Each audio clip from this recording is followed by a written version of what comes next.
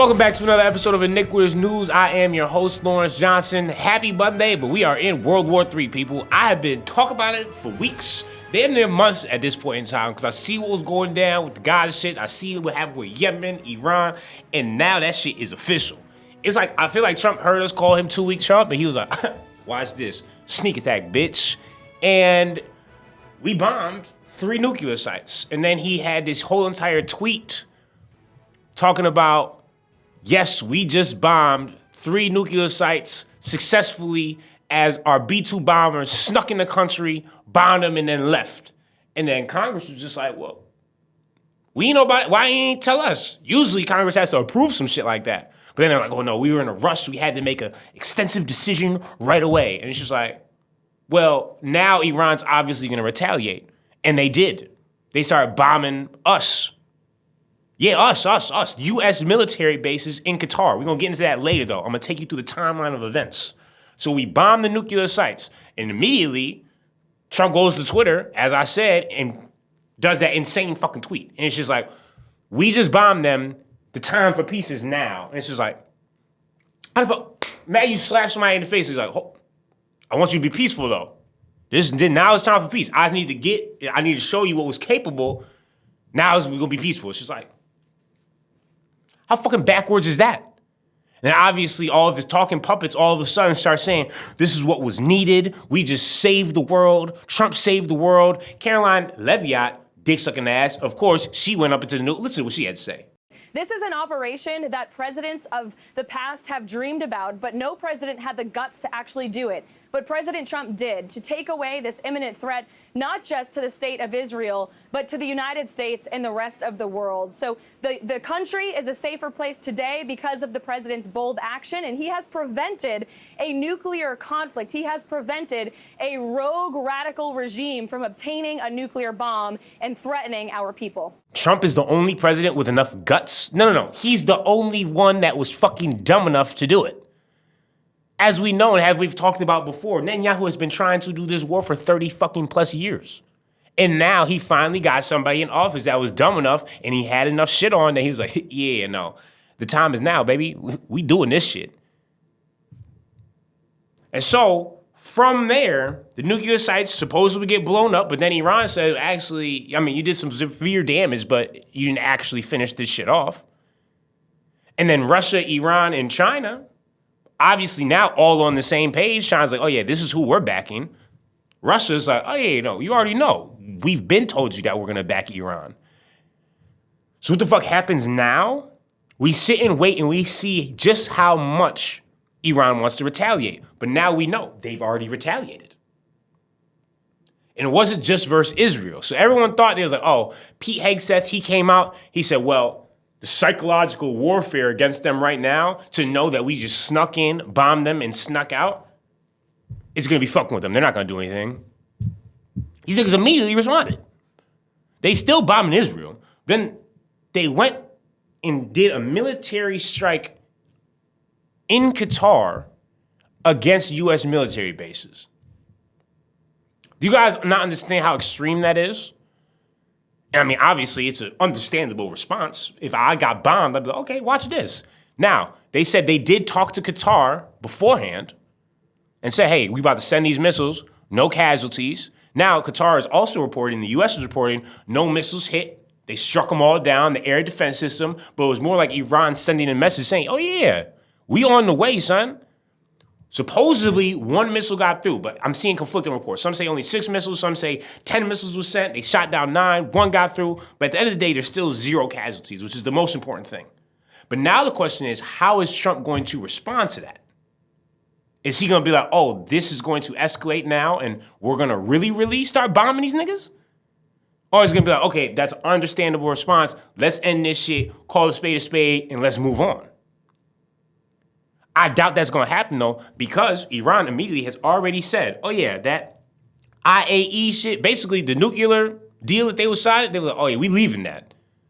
I don't give a fuck what y'all talking about. If we want to get a nuke, we going to have one now. Because you guys just sent the message straight that even if we follow the rules and play by the rules, as soon as we get to where we are now a respected country, where it's like, I understand. A lot of people think, oh, nuclear, if you get a nuclear weapon, that means that they're going to send it, everyone's going to die. No, You get a nuclear weapon as a country to show that you are strength and power and that you deserve to come to the table and talk.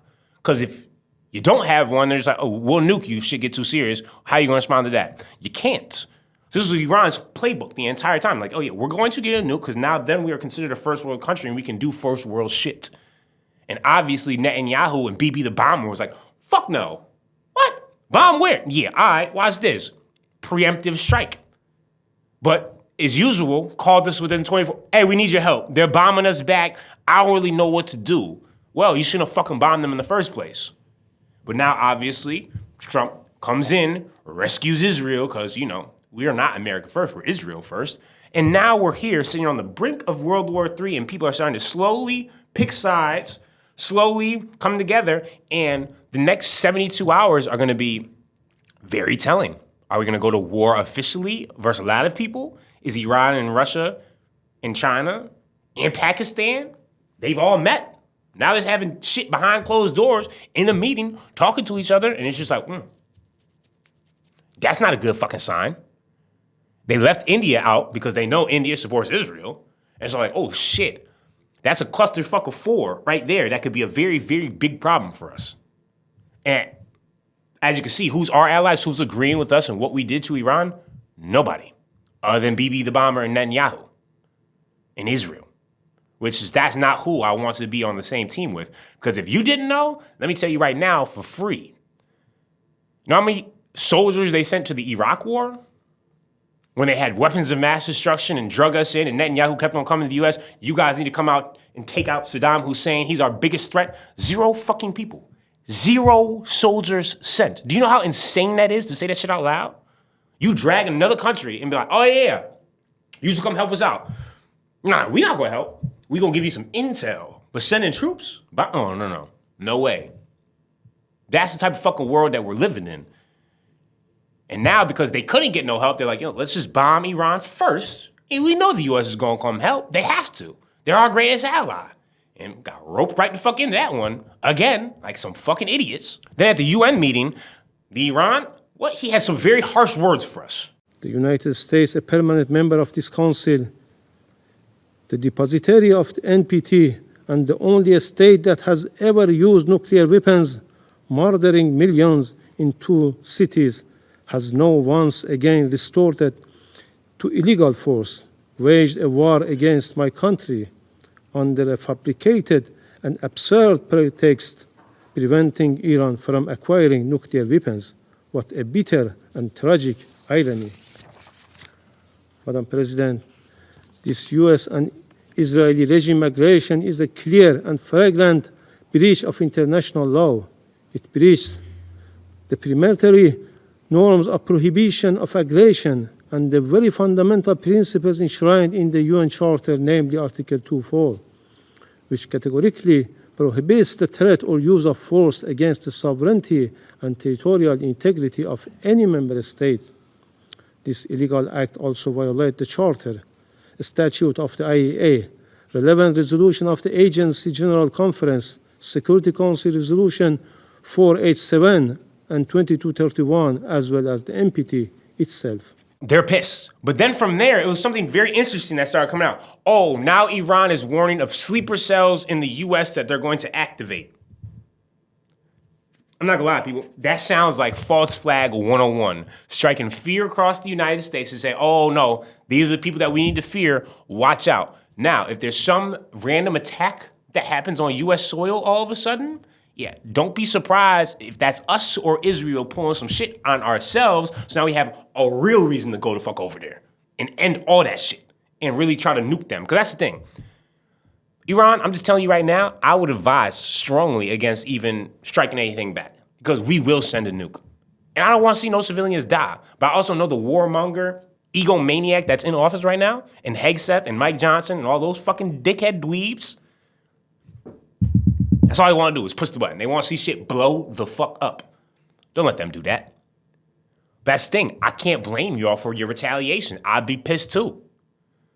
But I would just focus all on Israel. We act like the U.S. doesn't even exist until we really, really give you a reason. But it's like, damn, we just did. We just flew a fucking B-2 bomber over there and bombed y'all. And I start to think, I'm like, well, shit, there are real sleeper cells, even though I don't believe that shit for literally 1 second. Who is the head of counterterrorism? Who's going to stop this shit? Yeah, that's your guy. I know, right? 22 years old, 0 military experience. He is a Trump dick sucker, though. Always be on his knees, and now you understand. If you on your knees, you can get put into a great position. But this is the head of counterterrorism. He wasn't even alive for 9/11. And this is the guy that's going to stop the sleeper cells? And who the fuck's he meeting with and talking military strategy, how we're going to defend you? Huh? Yeah. See you never. What the fuck? Who is this nigga? There's no way. We are not a serious country if this is the person that is the head of counterterrorism. And you're going to tell me we got rid of DEI because this is the best and most available and most talented person for this position? Come on, son. I wasn't fucking born yesterday. This shit is insane. And Israel comes out and says, oh, you know what? Now that they don't have this, let's end the war. Like, let's end all this. And Iran immediately was like, no, it's too late. You just started some shit. Now we gonna finish it on our own terms, which is not a good sign for world peace, if you get what I'm saying. But now, how do we find peace in the coming months? I don't know, because Iran has already came out and said, oh, this looks like it's probably gonna be like a 1 to 2 year type of war/battle. That's not a good sign. And now we're sending troops over there, we're sending more military aircraft, and it's like, people, World War III has never been closer than it is right now. And then Trump, he gets wind, supposedly, that Russia is going to send nuclear weapons and warheads to Iran to help protect them. Then he goes on this fucking manic tweet. Did they say the N-word? Not talking about nigga, he talking about nuclear. So, well, if Russia tries to do this, that, and the third, you already know we about that action. I don't even want to think that that's what they're going to say. And it's just like, well, Russia going to do what Russia wants to do, but then Russia came and responded like, we don't know where you're hearing that from. We're not going to send no nuclear warheads to Iran. At least for now. Which is a very good sign. Like, I'm very happy to see that shit. I'm not a person that ever wants to reach nuclear warfare because I know if that ever does happen, the world is cooked. As soon as the first nuke gets sent up, you might as well, if you got a bunker, get in it. If you got a fucking doomsday plane, get in that motherfucker. Speaking of doomsday plane, not a good sign when it pulls up to DC. Which kills me, though, because it's just like, how did the leaders that start the war, start bombing people, start sending the missiles, somehow get on a doomsday plane to survive? You were supposed to be the first one hit. You started this shit. You think the person that starts nuclear war is going to be the best person to lead after nuclear war ends and the human race has to begin again? Highly fucking doubt it. They're obviously war maniacs to begin with. This world may be cooked, y'all. And then Iran's first response, before they even shot Qatar, was, okay, we're going to block the strait, which that's like 30% or 40% of U.S. oil and gas and shit comes out of there. And so like, okay, y'all going to feel this shit. Watch this. Boop, blocked it immediately. And then Trump obviously got nervous. Mad people called and was like, hey, brother, our gas prices, they're about to fucking skyrocket. So immediately Trump gets on Truth/Twitter and it says, hey, don't touch those gas prices. I'm watching you. What the fuck does that even mean? You think these people give a fuck if you watching them? They're going to raise the gas prices if they have to raise the gas prices. They're not just going to start paying way more for gas and not put it on us. We live in a capitalist society. Every motherfucker wants to make their dollar, and that will fall back on us. So July 4th come around, and next thing you know, prices just keep on fucking skyrocketing. Don't be surprised. And then he took the next step. He said, hey, Department of Energy, drill, baby, drill. Newsflash, Trump, they don't drill. That's the Department of Energy. Oil companies drill. It just doubles down and proves the point. This man has no idea what the fuck he is talking about. I mean, he even tweeted out a little while ago and spelled his fucking name wrong. If Joe Biden would have done that, they tried to put him in a mental institution in a straitjacket. I'm starting to realize I think his cognitive decline is way worse than we even thought. This man has no idea about a future plan. He wake up every day and just goes strictly for vibes. That's all he going off of. There's no real plan. My boy is shooting from the fucking hip. And I just want you to know, this is all really just a distraction. Because it's interesting, right? Netanyahu is condemned by the entire world. You are committing a genocide in Gaza and Palestine. What does he do to shut that shit up? Starts a war with Iran. Have we heard about Palestine and Gaza much? No, we haven't. There's a reason. Trump, everywhere, people are saying, let's take to the streets, let's protest Trump. Birthday military parade was shitty. 12 million people, biggest protest ever. Elon Musk comes out, oh yeah, Trump's on the Epstein files, that's why they won't get released. Have a good day. What happens now? We bomb Iran. And now what's everyone talking about? World War III, on the brink of war, military. What should we do next? All this shit is just a ploy. They don't give a fuck about American lives. They just give a fuck about their own image and their self and how to preserve their life and make the most out of it for the last 15 shitty years that they're gonna be on this earth. Because one guy's 78, the other guy's like 77, 76. They're gonna die soon. The fact that they're running their countries in the first place is a fucking problem. Old people above 70 shouldn't be there. See the problem that we're having here? And the next step, who knows? These next 48 to 72 hours are going to tell everything, because now that we know Iran has decided to strike back and went for a U.S. military base in Qatar and supposedly Iraq, what's going to happen next? Most likely more missiles, most likely more bombs. The next thing you know, boots on the ground. And Trump's over here like, if you thought the B-2 bomber was bad, wait until you see our submarines with nuclear capabilities. It's just like, oh man. We have never been closer to the brink of World War III. And for me, I'm a little scared, son, because it's like LA, New York, DC. It's like, wait a second. Don't bomb all the way over here. But at the same time, I'm thinking like, okay, if a military really want to flex his fucking missile action and what they be on, watch this. We're going to skip over New York, skip over DC, hit LA. I hope not. Don't do that. Please. Iran, please don't do that, son. We be chilling like a villain over here. I'm not going to lie. The people that's against you, middle of the country. If you want to bomb somewhere, go ahead, bomb there. And it wouldn't be surprising because Donald Trump, as usual, just gives away everything. He says, oh, our B-2 bombers are now safely back in the city of Missouri, in Kansas City. And it's just, oh, thanks. You're just telling us and telling everyone where your stealth bombers are? And you're not going to be surprised when people are like, oh, let's key in there. Boom, bomb. I mean, I hope not. I think anybody that ever takes the chance to strike the U.S. will immediately be met with a nuclear weapon, because we one of those people, yeah, we can punch, but you can't punch back. And if you do punch back, okay, guns coming out. You know what I'm saying? And, I'm not going to spend too much time on this, but, ICE still doing their shitty job of beating up people in the streets. As you can see right here. Go ahead, just play the clip. This video showing Customs and Border Protection agents arresting and punching Orange County gardener Narciso Barranco is sparking public outrage. There was one guy that he was actually telling me, why you hit him so hard? You don't have to do that. IHOP manager Guillermo Villarreal says Narciso was working on the landscaping outside the restaurant in Tustin on Saturday morning when suddenly masked men approached. He says Narciso panicked and ran. They throw something on his eyes. Mace? Yes. And he started coming this way. That's when everybody got into him, and they put him down on the street. And one of the guys was beating him so hard. It was sad to see that. Why were 4 or 5 people holding him down, pepper spraying him? They hurt his shoulder, and his shoulder looks like it was dislocated. Alejandro Barranco is one of 3 of Narciso's sons. Alejandro is a Marine vet who served in Afghanistan, and his 2 younger brothers are also Marines, stationed at Camp Pendleton. This man served. This man has sons that serve, and you punching him in the face multiple times, trying to detain him, trying to arrest him, and now you have a bunch of National Guard that are still in L.A., wasting away and wasting time because Trump doesn't know what the fuck he's doing. And let's just remind ourselves, what happened to the 90-day trade policy? I know that's coming up very quickly. And I feel like nothing has been signed. So we're just going to go back to normal, or are other countries going to be like, oh yeah, they're fucking themselves, let's fuck them too. I don't know, people. This is shitty thing after shitty thing. And speaking of shitty things, Tyrese Halliburton popped his fucking Achilles. OKC Thunder, the NBA champions, and believe me, I'm not happy about that. And something with calf strains leads to Achilles tears immediately. Happened to Tatum, happened to Dame. They had calf strains, next thing you know, tried to go hard, tried to do too much, pop the Achilles. Adam Silver, this is low-key on you, because why the fuck are you putting these playoff games so close back to back to back to back?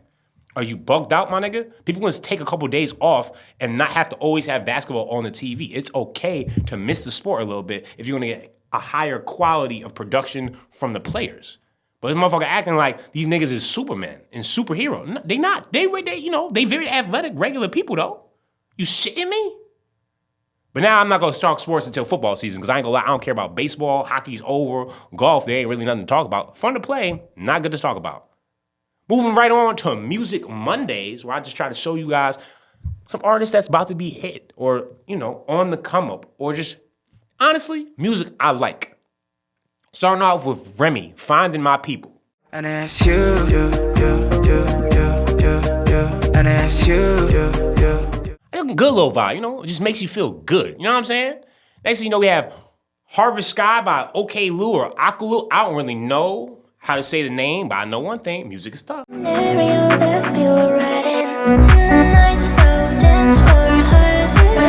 last but not least, we have Resident by Skrilla. Banger. Little do she know, but that little bitch she know, a nigga him. Get my drip from Tosh to find no Barbie bitch. Little do she know, a nigga him. Nah, for real. Bro be sliding, I ain't gonna lie. He be like making you feel like you ready to do some shit that you would never do. Like I'll be like pulling up like, I don't beat a nigga ass. What's up? I'm not about that. I don't be fighting. But I feel like at that time, like, oh yeah, I'm gonna go rob some. I'll never rob anybody. That's crazy. But certain music be like, oh yeah, it's like gym music. It's like, hey, I'm feeling strong as shit now. Thank you for tuning in to another episode of Iniquitous News. Don't forget to hate and subscribe. I'm gonna see y'all on Wednesday. Hopefully World War III is not in full blown happening and shit's getting bombed, because then we may have to skip a couple episodes. I don't know. Nigga may have to go find a bunker or something. No worries though. If there ever is a draft or some shit, I'm gonna be reporting live from my prison cell, because I ain't going.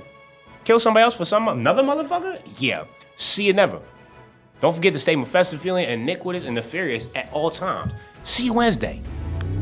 You've just tuned in to another edition of Iniquitous News Network with Lawrence Johnson. Don't forget to hate and subscribe.